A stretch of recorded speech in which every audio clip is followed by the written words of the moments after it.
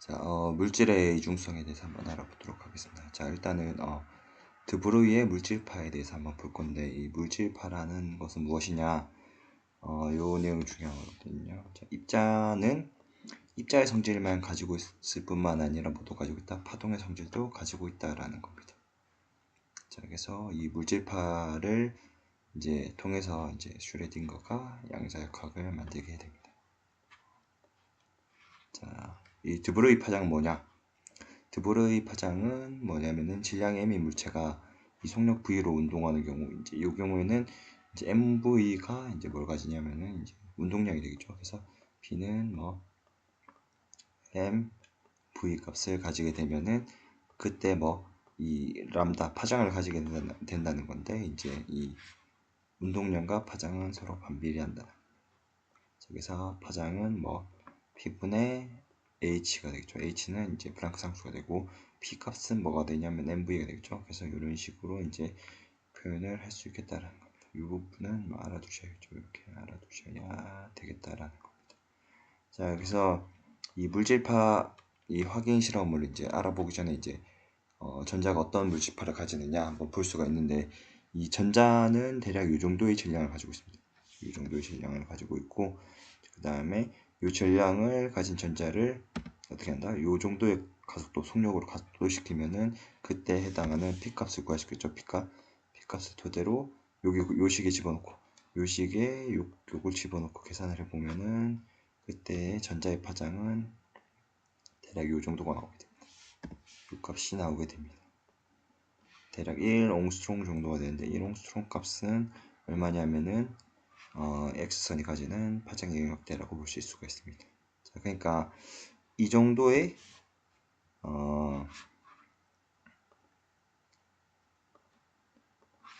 이 정도의 질량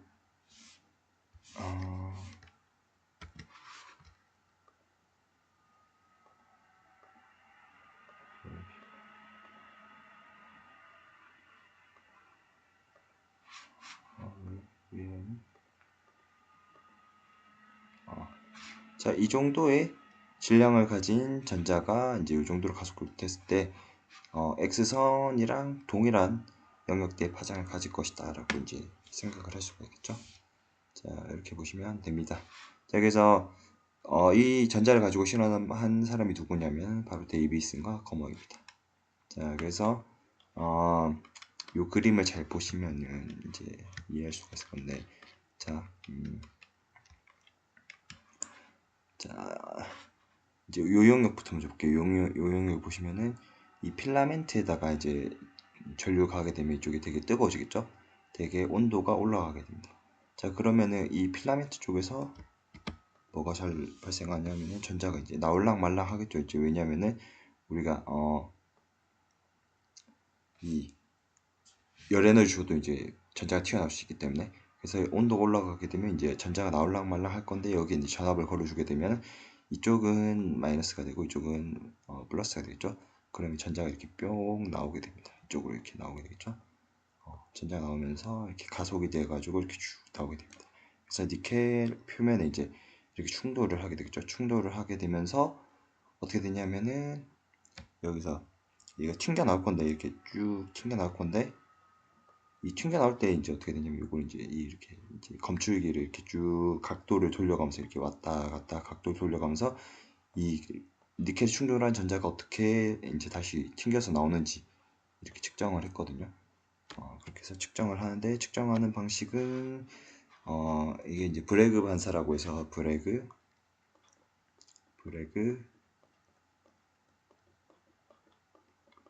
반사입니다. 브래그 반사라고 해서 요런 이제 법칙인데, 이것도 교과서에 있는 내용이니까 어떤 교과서에 있습니다. 이제 금성이지 어디 교과서에 있는 거 제가 딴 건데, 이렇게 이제 빛이 와서 이제 얘가 니켈 표면이 되겠죠. 얘가 니켈 또는 금속 표면이 되겠죠. 니켈 표면이 될 건데, 이제 여기 이제 원자들이 이렇게 니켈 원자들이 이렇게 박혀 있겠죠. 이제 그 사이의 간격을 우리가 D라고 이렇게 보는 겁니다.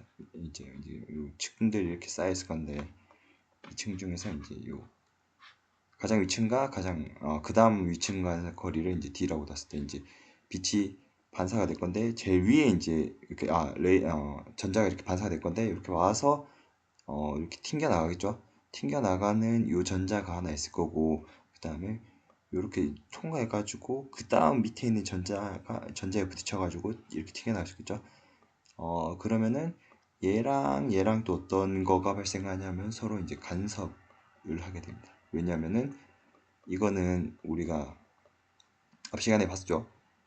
이제 파동의 간섭과 비슷한 건데 얘랑 이제 어떻게 되냐면 간섭을 하기 때문에 특정 이제 경록 차이가 어떻게 되냐면은 경로 차이가 요만큼의 경로랑 요만큼의 경로가 추가가 되겠죠. 보시면은 이 거리와 이 거리는 같아요. 이렇게 같겠고 그 다음에 요 거리와 요 거리도 서로 같단 말이죠. 요만큼은 서로 같습니다.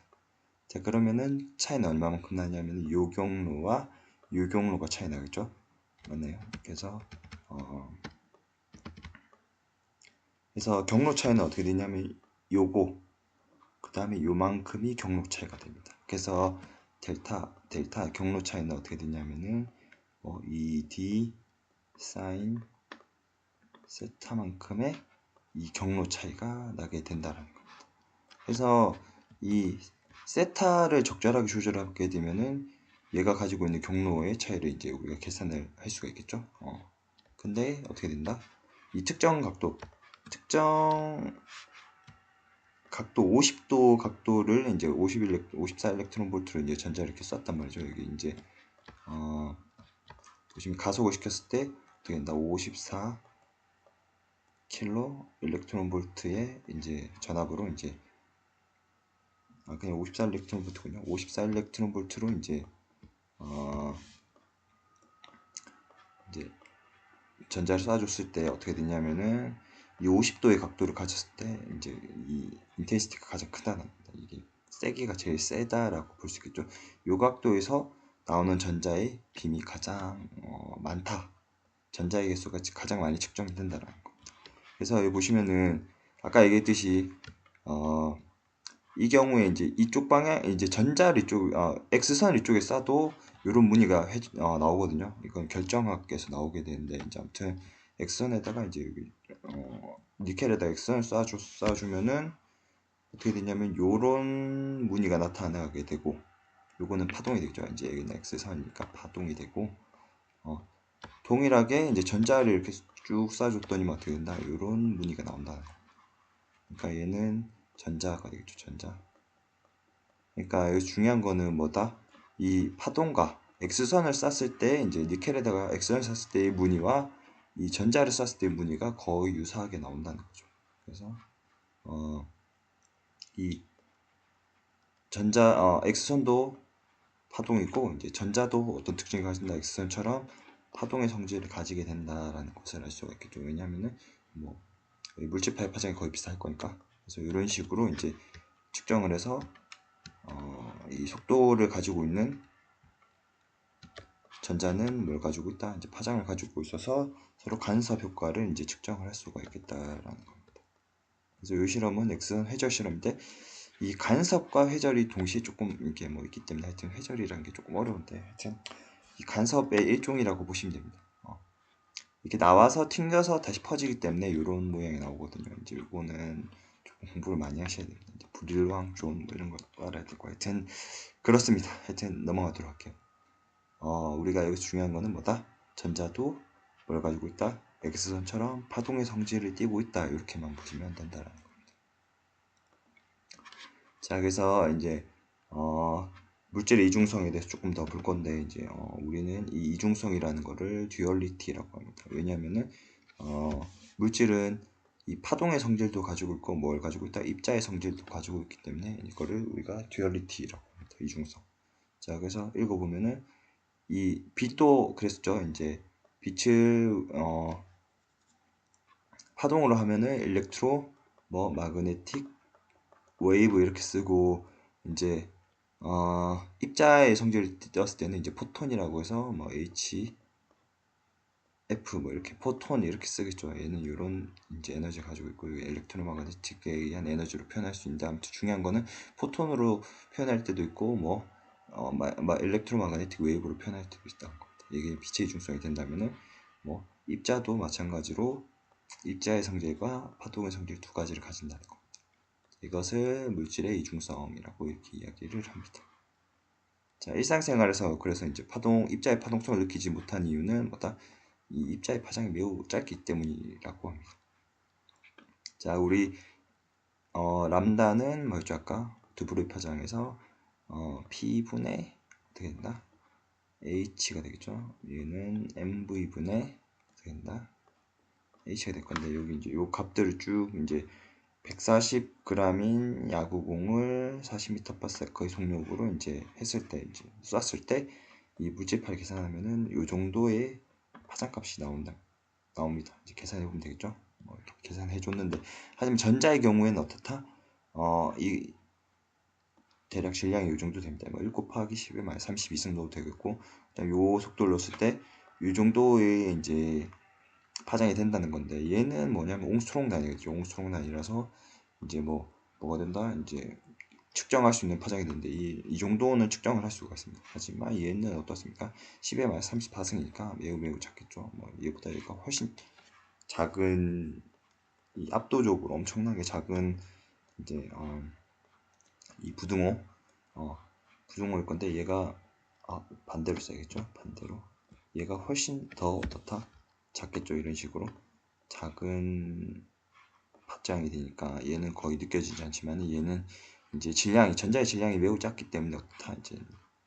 이제 실질적으로 우리는 아니더라도 이제 관측할 수 있는 그런 정도의 파장이 된다라는 겁니다.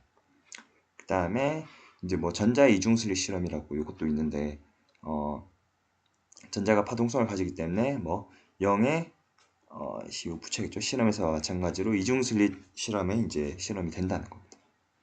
자, 이 내용은 이제 입자를 쐈을 때 이제 이런 식으로 매우 작은 파티클들을 이렇게 쏴준단 말이죠. 그 파티클 쏴줬을 때 이런 식으로 이제 간섭 무늬가 나타나는 걸 알 수가 있겠고, 이 부분은 우리가 이제 여기 들어간 게 틀렸죠. 이제 파동이겠죠. 파동의 이중슬릿 실험 이렇게 보시면 파동이 이렇게 쭉 나가면서 이렇게 간섭 무늬가 나오는 것을 알 수가 있겠습니다. 자, 이 경우에는 뭐냐면 빛을 쏴준 경우인데 빛에 이렇게 쭉 쏴줬을 때 이런 식으로 간섭 무늬가 나오는 걸 알 수가 있겠죠. 그 다음에 이 경우에는 전자를 이렇게 쭉 쏴줬단 말이에요. 전자를 쏴주는 경우에도 이런 식으로 간섭 무늬가 나오는 것을 알 수가 있게 됩니다. 자, 그래서 하여튼 물질은 여기서는 전자라고 쓰겠죠. 전자도 파동성을 띠기 때문에 간섭 무늬가 나타나게 되고, 이제 빛의 경우에도 이 위에서 파동처럼 이제 파동의 성질을 띠기 때문에 간섭 무늬가 나타난다는 것입니다. 보시겠죠? 그래서 실제로 이제 전자 이중슬릿 실험을 이제 했는데 이제 시간 순으로 이 검은색 판에다가 이제 여기 이제 검광지 전자가 도달하는 데다가 이제 표시할 수 있게끔 밝게 이제 이렇게 인화를 될 수 있게끔 한 건데 여기 이제 처음에는 까맣게 나오다가 시간이 점점 지날수록 어떻게 됩니까? 이런 식으로 라인이 형성되는 걸 알 수 있겠죠. 간섭 무늬가 관측이 된다 하는 것이고, 이제 더 시간이 지나면 어떻게 된다 이런 식으로 이제 간섭 무늬가 나타나는 것을 확인을 할 수가 있습니다. 이 꽃값을 잘 계산해 가지고 계산하면 이 람다 값을 계산을 할 수가 있겠죠. 전자의 람다 값을 계산을 할 수가 있겠다라는 겁니다. 자, 그다음에 이제 물질의 이중성 중에서 이제 회절에 대해서 한번 볼 건데, 이 회절은 무엇이냐? 이 파동의 성질인데 파동이 장애물 뒤쪽으로 돌아 들어가는 현상입니다. 그래서 여기 보시면 이렇게 이제 파동이 이렇게 오고 있는데 이 지점 지난다. 그럼 호이게스 원리 때문에 여기서 뭐가 됩니까? 이제 구면파가 이렇게 형성되겠죠. 구면파가 이렇게 형성되면서 파동이 퍼져나간다는 겁니다. 퍼져나가서 도달하는데 조금 어렵지만 이 영역을 여기를 잘게 이렇게 나누면 어떻게 되냐면 이 잘게 나누면 여기 들어가는 빛, 여기 들어가는 빛, 여기 들어가는 빛, 여기 들어가는 빛, 여기 들어가는 빛을 무한대로 나누면은 요 각각의 빛들이 뭘 일으킬 수가 있다. 이제 간섭을 일으키죠. 간섭을 일으키면은 최종적으로 어떤 문양이 나타나느냐, 이런 식으로 문양이 나타납니다. 가운데가 넓고 이 주변이 이제 어두우면서 이렇게 반복되는 요런 무늬들이 이제 나오게 되거든요. 요거는 조금 어려운데 아무튼 중요한 건 뭐냐면은 빛이 이렇게 퍼져나가는 이런 현상을 우리가 회절이라고 이렇게 이야기를 합니다. 그래서 이제 실제로 이제 얘는 다니엘 슬릿으로 이제 회절시켰을 때 회절 무늬가 될 건데 이런 식으로 가운데는 밝게 되고 이렇게 어둡게 나오는 마치 간선무늬랑 비슷한데 간선무늬랑은 좀 다르거든요. 아무튼 그런 특징을 가진다. 요 값이 조금 다른데 계산해 보면은 하여튼 그렇습니다. 여기는 보관 간섭, 여기도 보관 간섭이 될 건데 이 값들이 조금 다르거든요. 하여튼 중요한 건 뭐다? 이 퍼져 나간다라는 겁니다. 자, 그러면은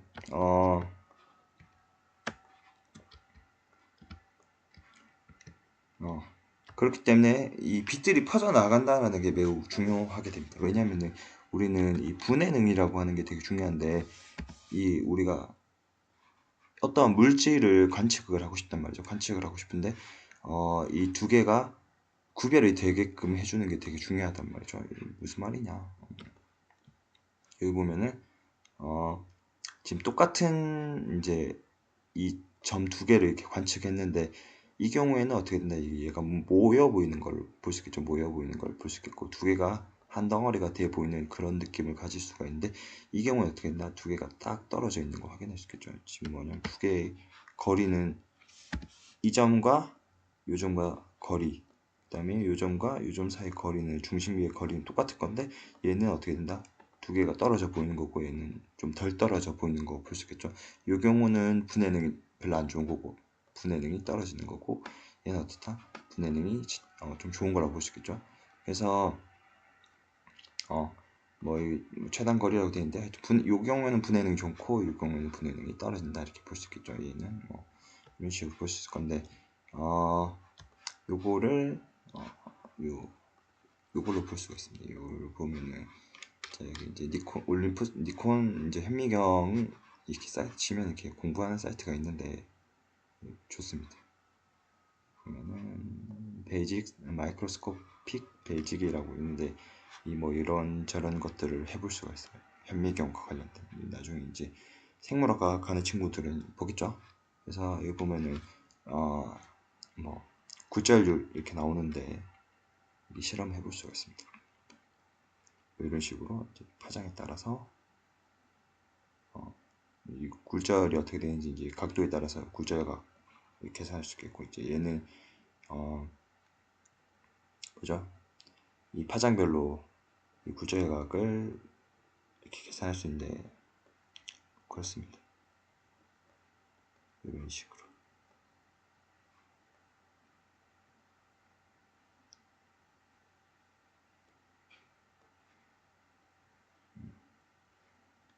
굴절률은 차이가 안 나네.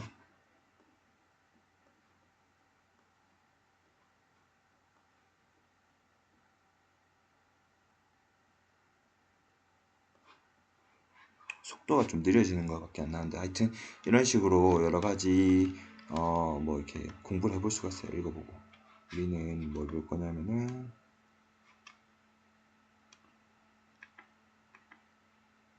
이 분해능에 대해서 한번 볼 건데 지금 이 경우에는 이제 분해능이 별로 안 좋은 거라고 볼 수 있겠죠. 약간 뭐 이렇게 무이렇게 나오니까 이렇게 겹쳐 보이고 이런 것들을 이제 이렇게 볼 수가 있는데 지금 이 상태는 분해능이 되게 떨어진 상태라고 볼 수 있습니다. 근데 우리가 이제 여러 가지 작업을 통해서 이렇게 이제 선명하게 볼 수 있겠죠. 각각의 입자들을 이렇게 선명하게 볼 수 있는데 이 경우가 어떻다? 이제 분해능이 좋은 경우라고 볼 수 있겠죠. 이 한쪽의 영역에 집중적으로 입자가 분포되어 있는 이제 것을 이제 표현할 수 있으면 분해능이 좋은 거라고 볼 수가 있습니다. 자, 그래서 여기도 마찬가지로 이 경우에는 분해능이 떨어지는 거고 이 경우에는 어떻다? 분해능이 좋은 거라고 이렇게 볼 수가 있겠죠. 그래서 이런 식으로 이제 볼 수 있겠다는 겁니다. 자, 그 다음에 이 파장에 따라 이제 분해능이 좀 다른데 이제 파장이 짧을수록 분해능이 더 좋다는 겁니다. 그래서 입자 사이의 거리가 짧아도 구별이 가능하다는 이런 특징이 있거든요. 지금 보면은 이게 파란색 뭐 울트라 바이올렛이니까 뭐 이렇게 보라색이라고 잡을게요. 뭐 자외선이지만 보라색 빛의 경우에는 파장이 짧고 이 빨간색 뭐 인프라레드인데 그냥 인프라레드 안 하고 빨간색 빛이라고 할게요. 빨간색 빛의 경우에는 뭐다 파장이 길단 말이죠. 이렇게 길고 이제 보라색 빛의 경우에 파장이 짧으니까 얘가 이제 파장이 짧은 경우에는 얘가 이제 덜 퍼집니다. 이렇게 파장이 짧은 건 덜 퍼지고 파장이 긴 경우에 이렇게 잘 퍼진단 말이죠. 잘 퍼지게 됩니다. 이런 특징이 있어가지고 이것도 이제 뭐냐면은 이 계산을 하면 됩니다. 회절이라는 걸 계산을 하면 되거든요. 그렇게 하시면 되고 중요한 거는 이 보라색은 덜 퍼지고 얘는 잘 퍼지니까 어떻게 된다? 얘네들은 입자들이 탁탁 잘 나오게 되는데 얘는 어떻다? 이게 많이 퍼져가지고 이게 넓게 보이게 된다. 이 입자들이 어떻게 된다? 넓게 보이기 때문에 이게 부옇게 이렇게 보이고 얘의 경우에는 선명하게 이제 입자들이 이제 탁탁 박히기 때문에 잘 보이게 됩니다. 그래서 이 웨이브 랭스가 짧으면 짧을수록 이제 분해 능이 좋고 그 다음에 웨이브 랭스가 길면 길수록 이제 어떻다? 이제 분해 능이 떨어진다 이렇게 볼 수 있겠다. 이 경우도 똑같은 건데 이 지금 두 개 입자가 있는데 이 경우에는 뭐로 보인다? 이 두 개 입자가 어떻게 되냐면 이렇게 하나로 이렇게 보인단 말이죠. 이 경우는 분해능이 매우 떨어지는 걸 확인할 수 있겠고 얘는 어떻다? 뭐 얘보다는 떨어지지만 얘 분해능이 이제 여기 요 두 개가 있구나라고 이제 체크할 수 있겠죠. 조금 좋아지고 얘는 어떻다? 분해능이 이제 두 점을 구별할 수 있으니까 분해능이 매우 좋겠죠. 이런 식으로 딱딱 떨어져서 이제 위치한다는 걸 알 수 있겠고 얘는 좀 어중간하게 위치한다는 걸 볼 수 있겠죠. 이런 식으로 얘는 어떻다? 하나로 보이겠죠. 그래서 분해능은 가가 제일 좋고 그 다음 나, 그 다음 다라고 볼 수 있겠고 이렇게 보려면 어떻게 했나? 더 짧은 파장을 써야지 이제 빛이 덜 퍼져 보일 거니까 어떻게 했나? 회절이 더 일어나서 얘는 람다 값이 어떻게 다 짧고 얘는 람다 값이 다 크다 이렇게 볼 수 있겠다. 이런 식으로 이제 표현할 수 있겠고 되겠죠? 그래서 이제 이 분해는 왜 쓰느냐? 이 전자현미경을 이용해서 어떻게 된다? 이제 충분히 가속을 시키면은 V 값을 가속을 시키면 어떻게 된다? 람다 값을 어떻게 된다? 충분히 작게 만들 수 있겠다라는 겁니다. 우리가 이제 쓰는 빛의 경우에는 광학현미경의 경우에는 이제 500, 한 600 정도, 600 나노로 갈게요. 태양광이 한 600 나노미터 정도라고 치면은 600 나노미터 정도의 태양광이기 때문에 광학 현미경으로는 대략 최대 배율이 한 1000배 정도밖에 안 됩니다. 1000배. 이 맥스 배율이 1000배 정도 되는데 그러니까 이제 확대를 시키면 어떻게 된다? 이런 식으로 뿌옇게 나온다. 이런 식으로 나오게 되니까 이런 식으로 뿌옇게 나오게 되니까 이 파장이 긴 경우라고 볼 수 있겠죠. 파장이 긴 경우인데 이제 파장을 어떻게든 전자를 이용해서 이 파장을 짧게 만들면 어떻게 된다 이런 식으로 이제 더 작은 영역도 이렇게 볼 수 있겠죠. 선명하게. 그래서 이 물질파의 파장을 이용해서 이제 람다 값이 매우 작겠죠. 작은 람다 값을 이용해서 이제 관측을 한 현미경이 뭐다? 전자현미경이 되겠다. 그래서 이때 필요한 게 이제 자기 렌즈라는 건데 뭐 그냥 그렇습니다. 자기 렌즈는 어떻게 된다?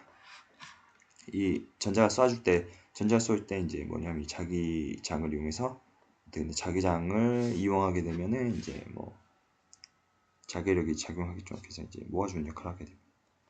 이 커를 먹인다고 한다. 하여튼 중요한 거는 이렇게 전자들을 이렇게 모아줄 수 있거든요. 이 커를 먹여가지고 이런 식으로 모아가지고 마치 우리가 렌즈에서 하는 것처럼 렌즈에서 빛을 모아주는 것처럼 여기 이제 일종의 블록 렌즈라고 할 수 있겠죠. 블록 렌즈 역할을 하게끔 하는 게 뭐다?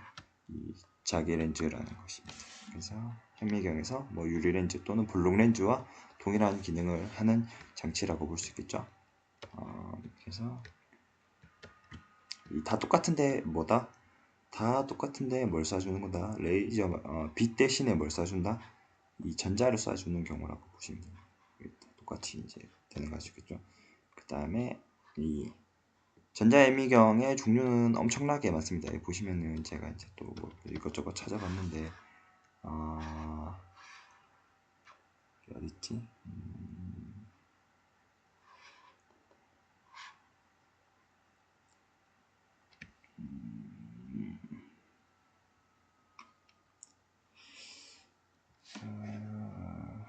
어디 있더라? 여기 있나?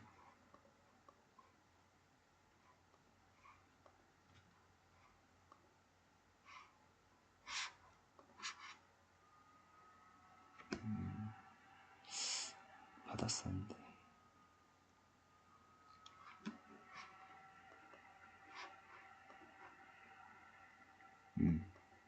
여기 보면은 뭐 사이즈 오브 마이크로스코피라고 이렇게 돼 있는데 이 되게 종류가 엄청 많습니다. 마이크로스코피의 종류가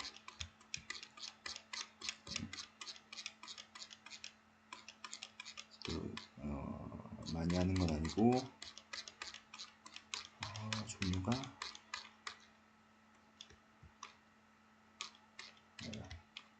이런 게 있습니다. 얘가 TM이 되겠죠. TM. 그 다음에 얘는 SDM, 얘는 SEM. 얘는 뭐 잘 모르겠는데 하여튼 뭐 그렇습니다. 일렉트로 전자를 이용하는 것 같고, 얘도 뭐 일렉트론을 이용한 거겠죠. 그 다음에 이건 이것도 뭐 잘 모르겠습니다. 좋은 거겠고, 얘는 PEM이라고 해서 이제 뭐 이렇게 X선 이런 것들 쏴주는 건데, 포토 에미션 일렉트론 이 레이저를 쏴서 이제 그쪽 튕겨 나온 전자를 측정하는 겁니다. 뭐 그런 거고, 뭐 여러 가지가 있겠죠.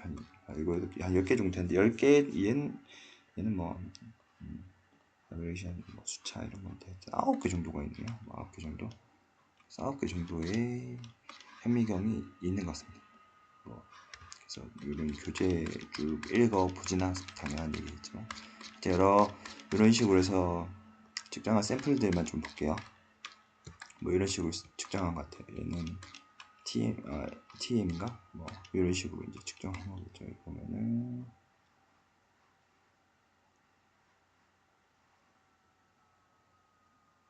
뭐 그러네요. 뭐지? 하여튼 그렇습니다. 번역해봐야 되는데 번역기가 해주겠죠. 하여튼 필요하면은 저한테 이 책을 제가 뭐 보내드릴게요. 하여튼 중요한 거는 뭐다? 안 보시겠죠.